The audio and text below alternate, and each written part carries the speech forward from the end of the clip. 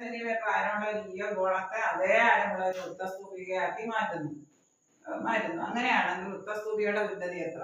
ആരം ഇവിടെ രണ്ടിടത്തും തുല്യമാണ്. 6 = 10 സെന്റിമീറ്റർ. അങ്ങനെയാണെങ്കിൽ ഈ ഗോളത്തെ മാറ്റി വൃത്തസ്തൂപികയുടെ വ്യാപ്തം ഗോളത്തിന്റെ വ്യാപ്തത്തിന് തുല്യമാണ്. 1/3 πr² = 4/3 πr³ ഗോളത്തിന്റെ വ്യാപ്തം. സ്തൂപികയുടെ വ്യാപ്തം 1/3 πr². ഈ 3യും 3 രണ്ടിടത്തും അടിയിൽ 3 ഉണ്ടായതുകൊണ്ട് സമത്തിന് വലതുവശം ഇടതുവശം കട്ട് ചെയ്തു. ഇനി പൈയും കട്ട് ചെയ്യുന്നു. ഇനി നമുക്ക് എന്തുണ്ട്? r²h = 4 × r³.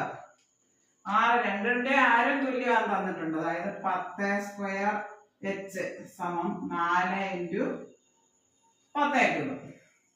അതായത് h = 4 × 10³ കൂടെ കിടക്കുന്ന 10² കൂടെ കൊണ്ടുവന്ന് ഹരിക്കുന്നു. അതായത് 4 × 1000 / 100. 4 × 10 40 ആണ് ഉത്തരം. ഓപ്ഷൻ സി ആണ് ഉത്തരം. ഇവിടെ വൃത്തസ്തൂപികയുടെ വ്യാപ്തം ഗോളത്തിന്റെ വ്യാപ്തത്തിന് തുല്യമാണ്. ആരും ഒരേ ഇതാണ് തന്നിട്ടുണ്ട്. വൃത്തസ്തൂപികയുടെ വ്യാപ്തം കാണാൻ 1/3 πr² = 4/3 πr³. പൈ കട്ടാക്കി രണ്ട് സൈഡിലും ഉണ്ട്. ഇനി 1/3 ഇവിടെ ഒരു 3 ഉണ്ട്. അത് രണ്ടും കട്ടാക്കി r²h = 4 × r³. അതായത് രണ്ടിടത്തെ ആരം തുല്യമാണ്. 10² h = 4 × 10³. h = 4 × 10³ കൂടെ കിടക്കുന്ന 10² ഇവിടെ കൊണ്ടുവന്ന് ഹരിക്കുന്നു.